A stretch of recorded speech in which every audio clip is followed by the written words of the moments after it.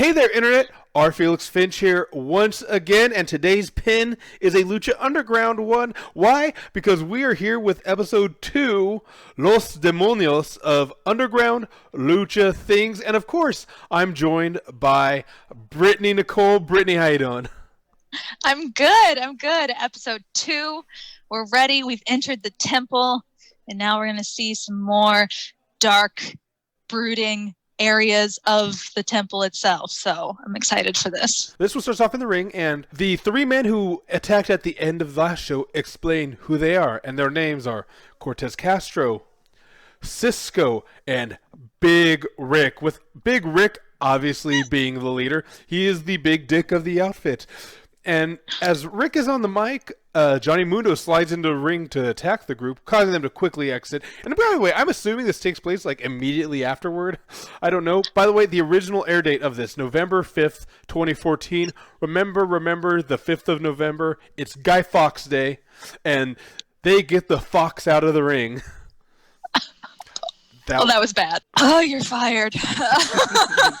Haha, I own this show. Prince Puma joins Johnny Mundo. They go back to back, say they're about to fend off the thugs. Cueto comes out of his office and decides to say, hey, if they're going to kick each other's ass, let's make this official and get a ref out there. So we get our first match immediately. And I love when shows start this way. I love it when it starts off hot, as it were. And yeah, I think it was filmed. I think they just kind of kept it rolling, and they were like, okay, this is where we're going to make episode 2. Like, they just cut it and we're like, this starts episode 2, because I think they didn't change.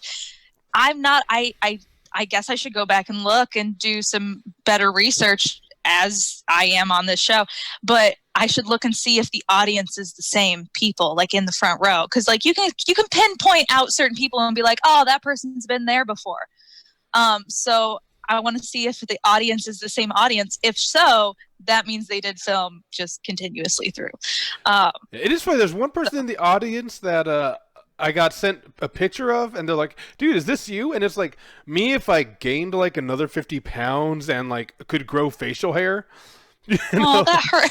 Man, why are people so mean? Well, hey, maybe they were trying to congratulate me on my amazing weight loss, and I don't know. But they're like, again, this was 2014. They sent me this message in like 2017, and they're like, hey, is this you? It's like, they must have thought I had, a 3 years where I just really saw the light and decided you just let yourself go. Yeah, you know what? Well, good job for you. I'm proud of you. Proud of you for that.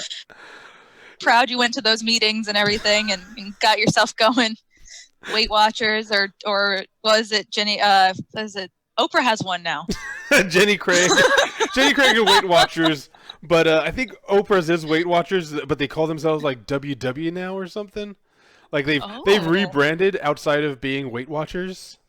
Oh, I like WW. So in our first match, we have Prince Puma teaming with Johnny Mundo to take on the team of Cortez Castro and Cisco.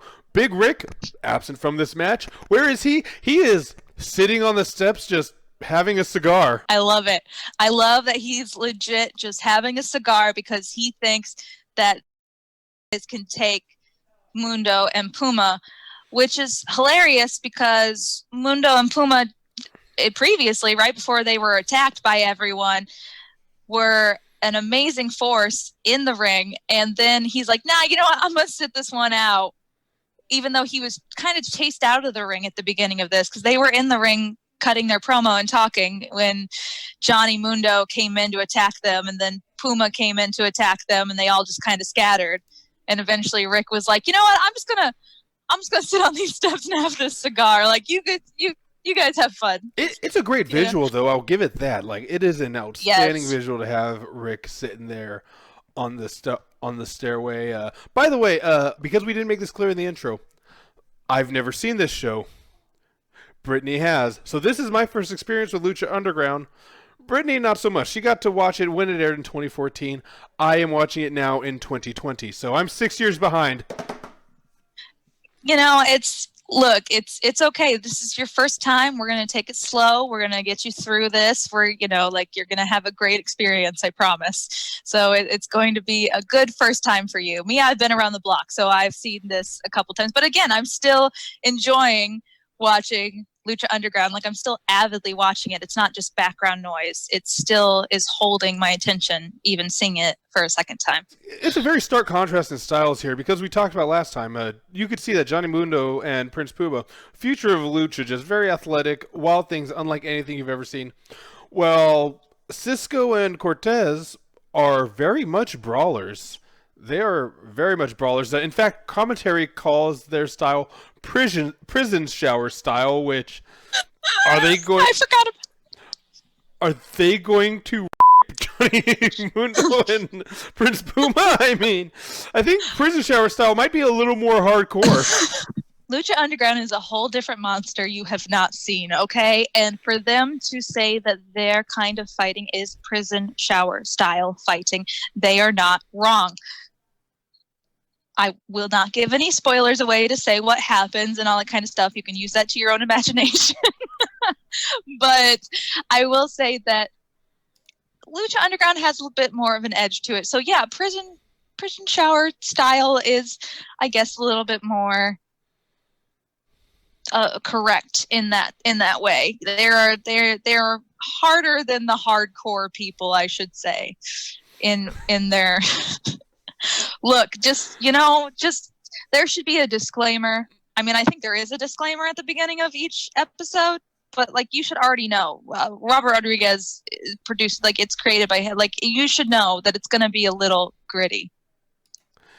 It ain't for the kids. It is not for the kids. They do give us a little bit of a history lesson, telling us that Cortez Castro's name relates to Cortez the Conquistador, who famously, just obliterated the Aztecs. But it is nice to have a first match in the second show be a direct result of a storyline that's in its infancy. Like, already we've got a continuous storyline, and they do have good chemistry, but Cisco and Cortez do have real good tandem offense, and the babyfaces do win with a double 450 on Cortez and Cisco, with both guys getting pinned, because why not? I guess everybody's legal. Look, okay, again, refs' discretion. As we saw, as the refs, also, that's the thing, is like, the refs are also equally hardcore. The ref in the first episode had a broken arm and still reffed the matches. These refs they let it happen. They let anything go. It's kind of an extreme rules kind of always kind of thing. I mean, sometimes people can get disqualified, but and it's really hard to synchronize that 450 splash. So I mean, I've never tried it, but I mean, like, it looks difficult. Yeah, and we immediately go to our ominously lit locker room, where Conan is speaking with Prince Puma after the match and warning Puma to stay away from Johnny Mundo. Don't get involved with his fight. So, sinister warnings.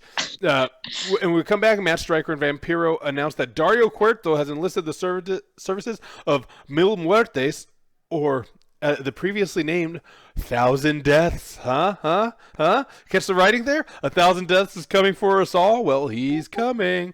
And he's given a narrated video package from a mysterious woman, along with a brief flash of him and his mask. Again, cinematically great. I love that they don't try to film this as a live show. They're not trying to film this as like, this is happening right now. Exactly. That way you're able to have these packages and these little kind of segues, and they're even able to kind of take you back into maybe earlier that day or earlier that week. Like, sometimes they'll do segments that'll say, like, what happened yesterday, or what happened this morning, what happened, like, they can take it wherever they want. They don't have to follow a synchronized order of events. They could go back and be like, well, this happened that led up to this, which kind of gives them a little bit of a grace when it comes to storylines, because if they throw something out there and they have nothing to back it up with, they could then film a package and be like, oh, well, this happened, and they have a whole movie cinematography beautifulness that they can throw into it. I still, again, love that Conan is telling Puma not to trust anybody but him. But while the match was going on, Vampiro was telling Matt Striker that Conan is going to be the person that brings Puma down and that he shouldn't trust him. And I'm just like, that's because Conan's evil.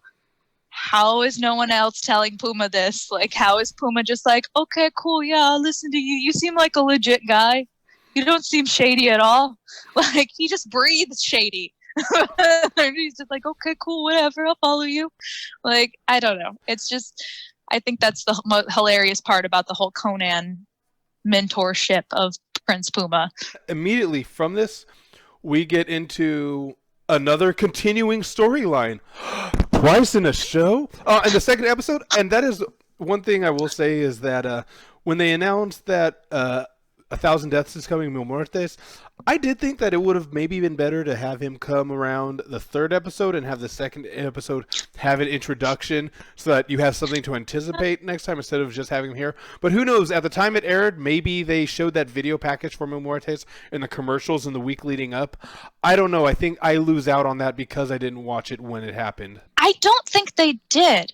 I feel like, if I remember correctly, and I could completely be wrong, because again, it's 6 years ago and I drank, it could be like one of those things that they did do little segments that led up to it, like WWE does, and other different packages of leading up to what's coming next. But I think it was just the same kind of like generic trailer of like, you know, Lucha Underground with that dark, you know, voice that always talks, you know, Lucha Underground, Wednesdays at what I remember it was on Wednesdays, you know, on El Rey Network, you know, and they just had like a small little package. Lucha Underground even did Wednesdays first. Nice try. They did. They did Wednesdays. It was Wednesday. I think it was Wednesday. It might have been Tuesdays. I don't. This is water, but it might not be water. Who knows? But yeah, I think it was just a basic package. I don't think they ever showed, I think they just showed action. Like they just showed like little bits of like the wrestlers and stuff like that. I don't think they ever built up to this person's coming next week, you know, kind of thing. So I think it was a little too soon for Mil. I think Mil Muertes should have been later on. The anticipation wasn't there. You weren't getting any more excitement from it. So yeah, that's shame on you, Lucha Underground. Should have saw that coming. Yeah, but in this next match, we do get Son of Havoc teaming with Ivelisse now, and they're taking on Chavo Guerrero and Sexy Star. And they keep emphasizing that this isn't a mixed tag, it's intergender. The men and the women can fight each other, and Ivelisse really gets to shine in this because you hadn't seen her before this. I'm not too familiar with her independent work prior to 2014. But she's in there, and she's put in as a legitimate threat. Son of Havoc and Ivelisse are able to isolate very well. When Sexy Star gets her hot tag in, it comes in very hot. And speaking of very hot, this crowd. A crowd can make or break a show. You know this as a promoter. And, man, I would murder somebody to have this crowd every single time. I want to bottle that crowd for every single show. That crowd never stops. And I don't know if it's because they take breaks in this segment, because Lucha Underground was filmed as a television show would be filmed. So they would do a match, they would take a break, they would clean things up, they would get and then they would get the crowd revved up again and then do another match. So it's one of those things of, I don't know but again, keeping that energy even just to be revved up that entire time, because filming that way actually takes longer than just filming a whole show straight through. So for a crowd to stay that amped up, like, kudos to them. I don't know if they were getting paid. I doubt it. But it's one of those things. They were getting a free show. Like Lucha Underground, it's the general rules in LA. If you're doing any kind of live studio audience taping, you cannot charge for it. I don't know why that's the rule, but that's the rule in LA. It's why you'll find if you this is a weird tangent, but if you go back to like lots of episodes of The Price is Right, you'll find a lot of actors, like before they were stars, on there, not because it's rigged or anything, but because they had nothing better to do during a taping that day, and it didn't cost anything, so they would go do The Price is Right. I want to do The Price is Right. That would be so much fun. Right? Oh, we should go do The Price is Right. Hey, we are going to Hollywood next year. Yeah, we are. That's WrestleMania Price is Right edition. And if you're looking to go to WrestleMania next year, make sure you go to WrestlingTravel.com. Wrestling Travel is your source for travel involving wrestling. They do the Big Four. They do AEW pay-per-views. They even do New Japan's Wrestle Kingdom.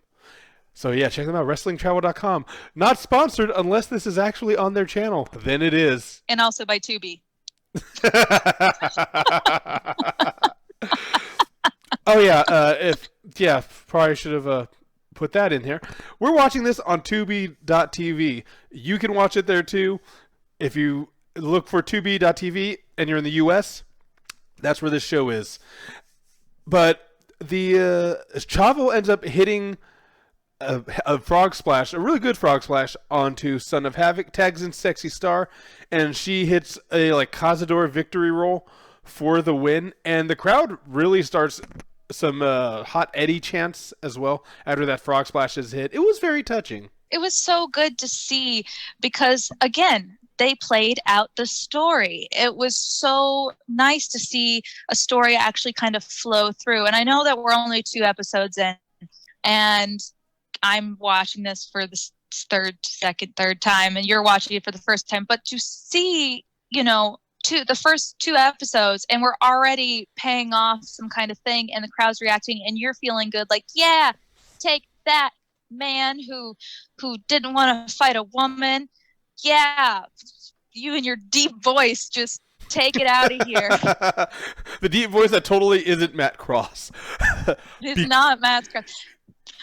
That's because he's Son of Havoc. Right, and Son of Havoc totally sounds like this. How is that? The best part is it sounds, that was good. That was really good. I can't do it. My voice is naturally too shrill. So I can't do that kind of high or low. I can do high. I can't do low. I like how it pays off. It really is a nice thing, but then it goes real dark. Afterwards. Yeah, because we go back into the ominously lit locker room once again. By the way, why is there only ever one person in the locker room at a time? There's nobody back there going over their match. There's nobody just ancillary. There's not even bags. At least when you go into a WWE locker room, people's bags might be strewn about if they're not over there just kind of relaxing, half in gear and half in casual clothes. No, nobody else is in this locker room. Blue Demon Jr. is there. Some mystery woman walks up to him and she identifies herself as Katrina, and she sends a message, which is her licking his mask. Just like that. Show us on that soda can for the internet. I almost spit out that water. That would have been great. I'm a professional, ladies and gentlemen. Hire me. I love Katrina. She is so good. She is the manager that everyone needs, and that lick, it's one of those things. It's gritty. Again, yeah, no one else is in the locker room. No one could go over their match in a locker room because you can't see in that locker room, so you couldn't see what anyone's doing. No one's going to keep their stuff in that locker room because it'll get stolen. It's just that locker room is scary. But like I said, prison shower style. That's what that locker room is. But to give that kind of that lick and that kind of thing, oh, so good. She's a taste before 1,000 deaths. Yeah. Oh, she's so good. I'm not a big fan of Miro Mertes. I'm not a big fan of him, but I am a huge fan of her, and I will watch any match. It's like being a fan of Paul Heyman, but not being a fan of Brock Lesnar. I will watch any match that he's in. I will watch any match that she is ringside for, just because she is entertaining. She's so good. She's so good. That's all I gotta say. Yeah, and when we come back, there's having a package with Conan, once again putting over Prince Puma, talking about his family and his history, but he doesn't ever name the family. And I was looking at this pin earlier, and I realized something, and it's something that bothered me in the show that I forgot to talk about last time, is because they talk about it's in the barrio, it's in Boyle Heights, which is a very Los Angeles reference, or as Stone Cold will say, Los Angeles. If you don't live in LA, you have no idea where Boyle Heights is. You can just say he's from LA, or if you want to get specific but a little more general, just say he's in East LA, because people understand. Cheech and Chong had a movie, Born in East LA. we can get that, but saying Boyle Heights means nothing to the general audience. Did you know where Boyle Heights was? Nope, still didn't until you just said anything. I just agreed with it. I was just like, oh, yeah, that sounds legit. Like, I'll agree with it. Yeah, he's from there. Like, I didn't actually avidly do research and be like, where is that? But yeah, I had no clue where that was. Like I said, I've never been to LA, so I had no clue. If you would have told me East LA, I would have been like, oh, okay, yeah, I've seen pictures, references, like, all that kind of stuff. But yeah, Boyle Heights, like, nope, didn't even know. You could have told me he grew up on a farm in Boyle Heights, and I'd be like, oh, okay, yeah, there's farms out there. Yeah. You'd have told me he was from Paducah, Kentucky, and I would have believed. Paducah. That's a deep cut. Yes. Oh man. And if you get that joke, congratulations. But you win. But they're clearly setting up Prince Puma to be the star of the show. But we go into our main event, which is Blue Demons Jr. versus Mil Muertes with Katrina. And Mil Muertes has a great look. It's a bit of there's just this intimidation and strong imagery to his wrestling gear. I'm not quite terrified by his pinstripe pants. Like, his pinstripe tights don't really they don't inspire fear in me. But no, it looks like he just swagged them off of like the Hot Topic clearance section. Like, pinstripe pants always remind me of like the Big Top, like Ringmasters. Like, it reminds me of like 90s, early 2000s goth. Like, it doesn't, like, yeah, he's not striking fear in me. Again, I'm watching for Katrina, so. Yeah, I mean, his cape and his shoulders give a great visual, and he breathes into this cloth, which he gives Katrina to hold. There's obviously something. There's a rock in it. Oh, is that what's in it? It's a rock. Really? I don't think they. Do they explain that in this episode, or? Yes, it is she is holding like this weird black crystal. It's a rock. It's this weird. I mean, it's a crystal. It's a rock crystal. It's a rock. It's like amethyst, kind of, but I mean, it's black. It's like an ominous. It's like it's like what the urn to the Undertaker was. Okay, Paul Bear. That's actually a really good explanation for me. Yeah, like the urn to Undertaker is this rock in this fabric to Mil Muertes. Like the rock. Who holds the rock holds the control over him and holds the power. What does Dwayne Johnson have to do with any of this? But he huffs it. I don't know why he huffs it. I don't think rocks smell good, so I don't know. Yeah, Mil Muertes immediately goes on the attack with Blue Demon. He doesn't even wait for a bell. The match quickly becomes a little more of a hoss fight between the two larger luchadors, which is nice because, like, again, that's something that watching the show we hadn't really gotten to see, and it's nice to see two big, beefy men bumping beef.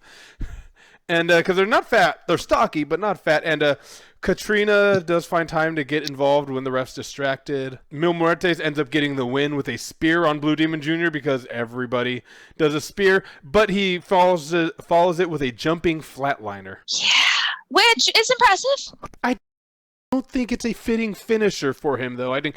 It is not. No. I feel like a really strong lariat or even a strong running STO or something that made me think that I'm like taking off your head somehow. Right, like a giant freight train is coming at you. Yeah, like I mean, like I said, impressive, but like not his move. The spear was more believable than.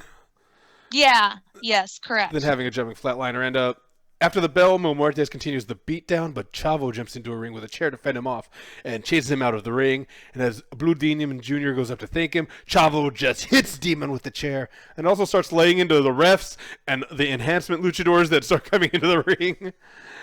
Right, all these people just randomly start. I don't know where they came from because clearly they weren't in the locker room. So.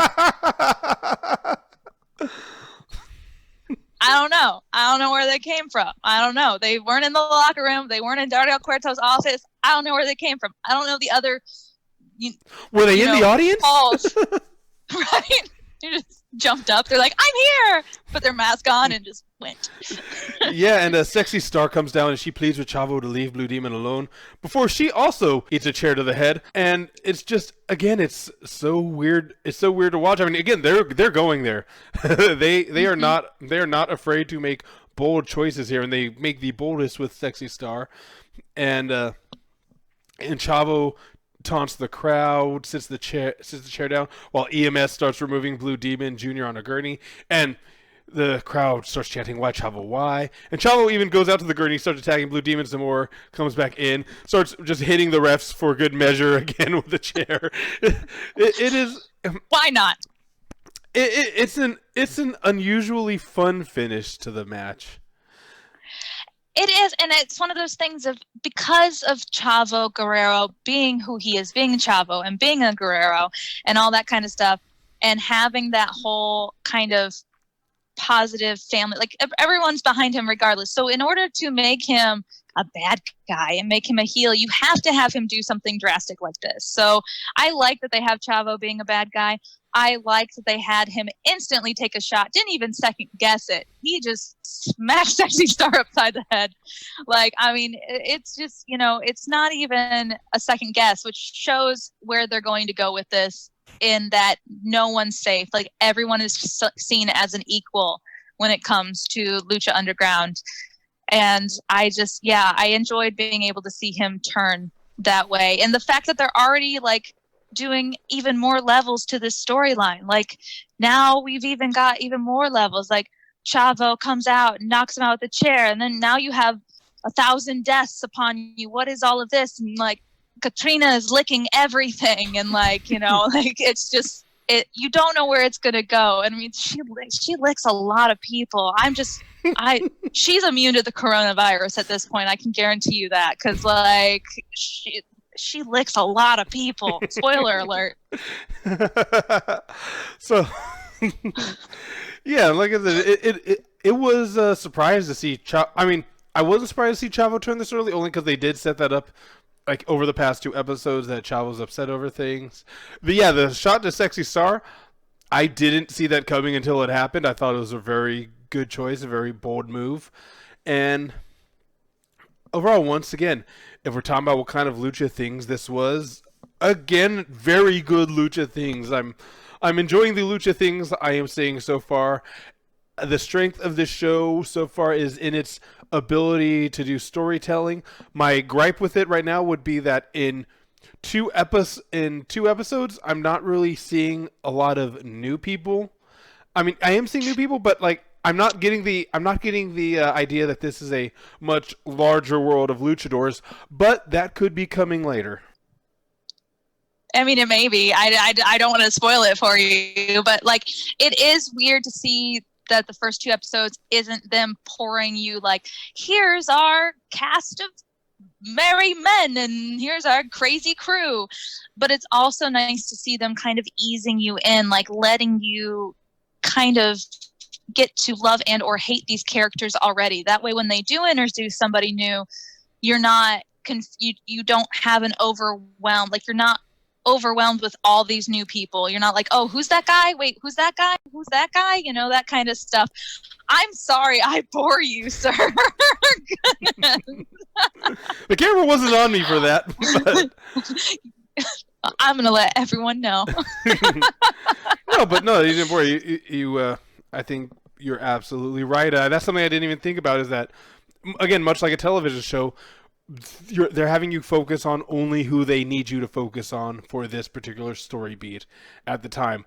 There's no filler so far. I don't know if that will happen again in the future, but right now it's economy of storytelling, and maybe that has to do with their 1 hour runtime they're given. When you're given a shorter amount of time, you have to use that time more wisely. So... And if you think about it, they're not really even getting a full hour because they have commercials and all that kind of stuff. So they're really only getting, like, 40 minutes to fulfill, like, to cram all this in. And they're still giving you 3 matches and sometimes more, but it's usually 3 solid matches.